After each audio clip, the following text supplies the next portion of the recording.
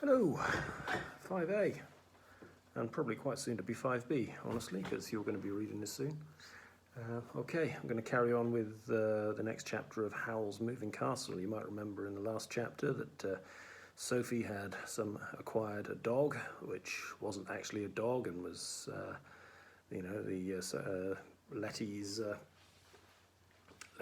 sort of want-to-be boyfriend. Anyway, this is chapter 15. In which Howl goes to a funeral in disguise. The dogman curled up heavily on Sophie's toes when she went back to her sewing. Perhaps he was hoping she would manage to lift the spell if she stayed close to her. When a big, red-bearded man burst into the room carrying a box of things and shed his velvet cloak to become Michael, still carrying a box of things, the man-dog rose up and wagged his tail. He let Michael pat him and rub his ears. "Hope he stays," Michael said. "I've always wanted a dog." Howl heard Michael's voice. He arrived downstairs wrapped in the black-brown patchwork cover off his bed. Sophie stopped sewing and took a careful grip on the dog. But the dog was courteous to Howl too. He didn't object when Howl fetched a hand out of the coverlet and patted him. "Well," Howl croaked, dispersing clouds of dust as he conjured more tissues. "I got everything," said Michael. "And there's a real piece of luck, Howl. There's an empty hat shop for sale down in Market Chipping. It used to be a hat shop. Do you think we could move the castle there?" Howl sat on a tall stool like a robed Roman senator and considered. "It depends how much it costs," he said. "I'm tempted to move the Port Haven entrance there. That won't be easy, because it will mean moving Calcifer. Port Haven is where Calcifer actually is. What do you say, Calcifer?"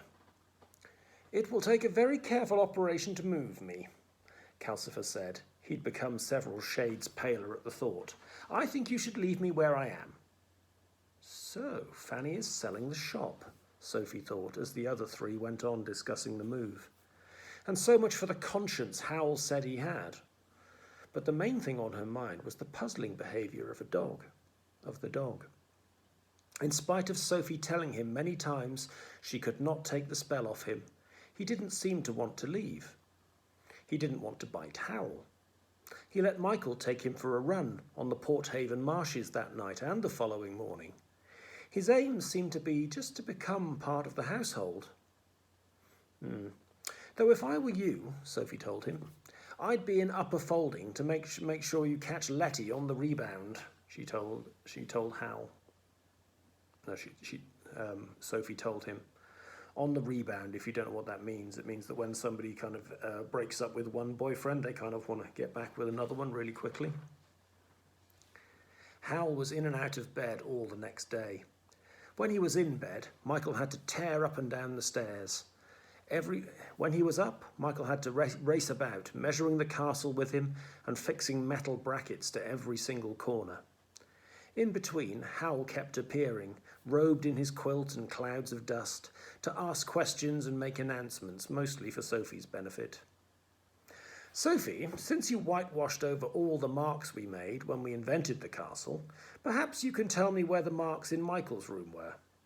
"No," Sophie said, sewing her 70th blue triangle. "I can't."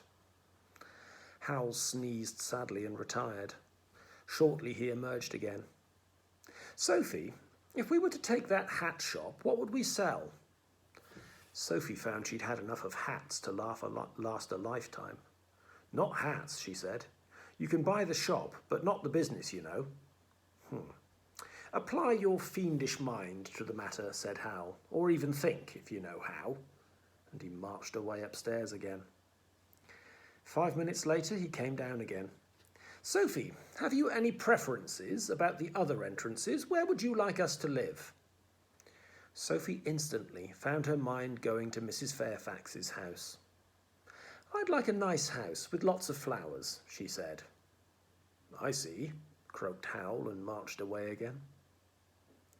Next time he reappeared, he was dressed. That made it 3 times that day, and Sophie thought nothing of it until Howl put on the velvet cloak that Michael had used and became a pale, coughing, red-bearded man with a large red handkerchief held to his nose.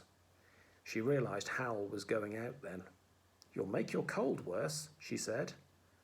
"I shall die, and then you'll all be sorry," the red-bearded man said, and went out through the door with the knob green down. For an hour after that, Michael had time to work on his spell. Sophie got as far as the 84th blue triangle, and then the red-bearded man was back again. He shed the velvet cloak and became Howl, coughing harder than before and, if it was possible, more sorry for himself than ever. "I took the shop," he told Michael. "It's got a useful shed at the back and a house at the side. I took the lot. I'm not sure what I shall pay for it all with, though." What about the money you get if you find Prince Justin?" Michael asked. "You forget," croaked Howl. "The whole object of this operation is not to look for Prince Justin. We are going to vanish." And then he went coughing upstairs to bed, where he shortly began shaking the beams, sneezing for attention again. Michael had to leave the spell and rush upstairs. Sophie might have gone, except the dog man got in the way when she tried. This was another part of his odd behaviour. He didn't like Sophie to do anything for Howl. Sophie felt this was fairly unreasonable. She began on her 85th triangle. Michael came cheerfully down and worked on his spell. He was so happy he was joining in Calcifer's saucepan song and chatting to the skull, just as Sophie did. By the way, I know what the saucepan song is, and I'm going to put a link to it in the comments. So if you want to know what it is, it's a song I actually learned as a little boy at school in Wales. So anyway, it's called Sosban Fach. Right. He was so happy he was joining in Calcifer's saucepan song and chatting to the skull just as Sophie did while he worked. "We're going to live in Market Chipping," he told the skull. "I can go and see my Letty every day." "Is that why you told Howl about the shop?" Sophie asked, threading her needle. By this time, she was on her 89th triangle. "Yes," Michael said happily. "Letty told me about it when we were wondering how we'd ever see one another again. I told her—" But he was interrupted by Howl trailing downstairs in his quilt again. "This is positively my last appearance," Howl croaked. "I forgot to say that Mrs. Pentstemon is being buried tomorrow on her estate near Porthaven, and I shall need this suit cleaned." He brought the grey and scarlet suit out from inside his coverlet and dropped it on Sophie's lap. "You're attending to the wrong suit," he told Sophie. "This is the one I like, but I don't have the energy to clean it myself." "You don't need to go to the funeral, do you?" Michael asked anxiously. "I wouldn't dream of staying away. Mrs. Pentstemon made me the wizard I am. I have to pay my respects." "But your cold's worse," said Michael. "He's made it worse," said Sophie, "by getting up and chasing around." Howl at once put on his noblest expression. "I'll be all right," he croaked, "as long as I keep out of the sea wind. It's a bitter place, the Pentstemon estate. The trees are all bent sideways and there's no shelter for miles." Sophie knew he was just playing for sympathy. She snorted. "And what about the witch?" Michael asked. Howl coughed piteously. "I shall go in disguise, probably as another corpse," he said, trailing back towards the stairs. "Then you will need a winding sheet and not this suit," Sophie called after him. Howl trailed away upstairs without answering, and Sophie did not protest. She now had the charmed suit in her hands, and it was too good a chance to miss. She took up her scissors and hacked the grey and scarlet suit into 7 jagged pieces. That ought to discourage Howl from wearing it. Then she got to work on the last triangles of the blue and silver suit, mostly little fragments from round the neck. It was now very small indeed. It looked as if it might be a size too small, even for Mrs. Pentstemon's page boy. "Michael," she said, "hurry up with that spell, it's urgent." "Won't be long now," Michael said. Half an hour later, he checked things off on his list and said he thought he was ready. He came over to Sophie, carrying a tiny bowl with a very small amount of green powder in the bottom. "Where do you want it?" "Here," Sophie said, snipping the last threads. She pushed the sleeping dog man aside and laid the child-sized suit carefully on the floor. Michael, quite as carefully, tipped the bowl and sprinkled powder on every inch of it. Then they both waited rather anxiously. A moment passed. Michael sighed with relief. The suit was gently spreading out, larger.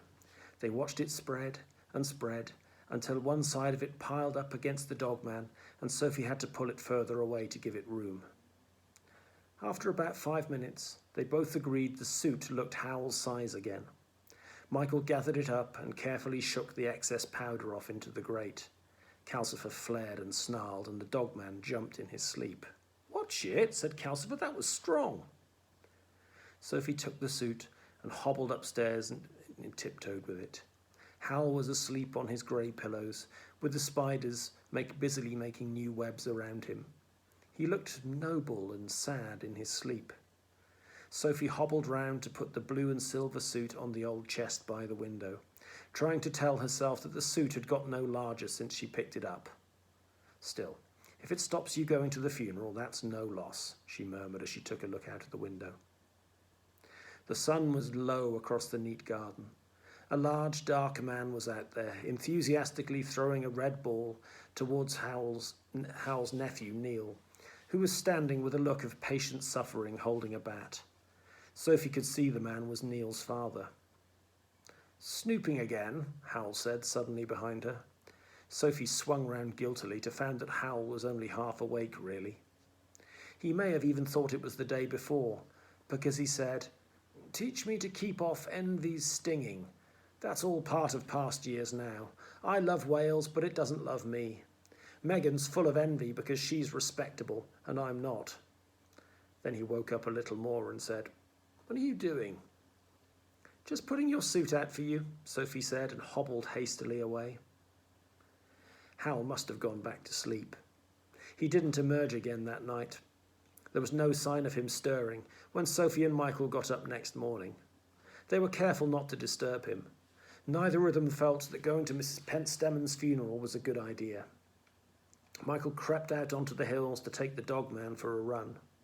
Sophie tiptoed about, getting breakfast, hoping Howl would oversleep. There was still no sign of Howl when Michael came back. The dogman was starving hungry. Sophie and Michael were hunting in the closet for things a dog could eat when they heard Howl coming slowly down the stairs. "Sophie," Howl's voice said accusingly. He was standing, holding the door to the stair open with an arm that was entirely hidden in an immense blue and silver sleeve. His feet, on the bottom stair, were standing inside the top half of a gigantic blue and silver jacket. Howl's other arm did not come anywhere near the other sleeve. Sophie could see that arm in outline, making bulging gestures under a vast frill collar. Behind Howl, the stairs were full of blue and silver suit, trailing all the way back to the bedroom. "Oh dear," said Michael. "Howl, it was my fault." "Your fault?" "Garbage," said Howl. "I can detect Sophie's hand a mile off, and there are several miles of this suit. Sophie dear, where is my other suit?" Sophie hurriedly fetched the pieces of grey and scarlet suit out of the broom cupboard where she'd hidden them. Howl surveyed them. "Well, that's something," he said. "I'd expecting it to be too small to see. Give it here, all 7 of it." Sophie held the bundle of grey and scarlet cloth out towards him. Howl, with a bit of searching, succeeded in finding his hand inside the multiple folds of blue and silver sleeve and working it through a gap between 2 tremendous stitches. He grabbed the bundle off her. "I am now," he said, "going to get ready for the funeral. Please, both of you, refrain from doing anything whatsoever while I do. I can tell Sophie's in top form at the moment, and I want this suit the usual size when I come back into it." And he set off with dignity to the bathroom, wading in blue and silver suit. The rest of the blue and silver suit followed him, dragging step by step down the stairs and rustling across the floor. By the time Howl was in the bathroom, most of the jacket was on the ground floor, and the trousers were appearing on the stairs. Howl half shut the bathroom door and seemed to go on hauling the suit in, hand over hand. Sophie and Michael and the dogman stood and watched after yard after yard of blue or silver fabric proceeded across the floor, decorated with an occasional silver button the size of a millstone and enormous, regular, rope-like stitches. There may have been nearly a mile of it. I don't think I got that spell quite right, Michael said, when the last huge scalloped edge had disappeared around the bathroom door. And didn't he let you know it, said Calcifer. Another log, please. Michael gave Calcifer another log. Sophie fed the dogman, but neither of them dared to do anything much else, except stand around eating bread and honey for breakfast, until Howl came out of the bathroom. He came forth 2 hours later, out of a steam of verbena scented smells. He was all in black. His suit was black, his boots were black, his hair was black, the same blue raven black as Miss Angorian's. His earring was a long jet pendant. Sophie wondered if the black hair was in honour of Mrs. Pentstemon. She agreed with Mrs. Pentstemon. Black hair suited Howl. His green glass eyes went better with it, but she wondered very much which suit the black one really was. Howl conjured himself a black tissue and blew his nose on it. The window rattled. He picked up one of the slices of bread and honey from the bench and beckoned the dogman. The dogman looked dubious. I only want you where I can look at you, Howl croaked. His cold was still bad. Come here, Pooch. As the dog crawled reluctantly into the middle of the room, Howl added, You won't find my other suit in the bathroom, Mrs. Snoop. You're not getting your hands on my clothes again. Sophie stopped tiptoeing toward the bathroom and watched Howl walk around the dogman, eating bread and honey and blowing his nose by turns. What do you think of this as a disguise? He said, and he flicked the black tissue at Calcifer and started to fall forwards onto hands and knees. And almost as soon as he started to move, he was gone, and by the time he touched the floor, he was a curly red setter, just like the dogman. The dogman was taken completely by surprise, and his instincts got the better of him. His hackles came up, his ears lowered, and he growled. Howl played up, or else he felt the same. The two identical dogs walked round each other, glaring, growling, bristling, and getting ready to fight. Sophie caught the tail of the one she thought was the dogman. Michael grabbed for the one he thought was Howl, and Howl rather hastily turned himself back. Sophie found a tall black person standing in front of her and let go of the back of Howl's jackets. The dogman sat down on Michael's feet, staring tragically. Good, said Howl. If I can deceive another dog, I can fool everyone else. No one at the funeral is going to notice a stray dog lifting its leg among the gravestones. He went to the door and turned the knob blue down. Wait a moment, said Sophie. If you're going to the funeral as a red setter, why take all the trouble of getting yourself up in black? Howl lifted his chin and looked noble. Respect to Mrs. Pentstemon, he said, opening in the door. She liked one to think of all the details. And he went into the street of Port Haven.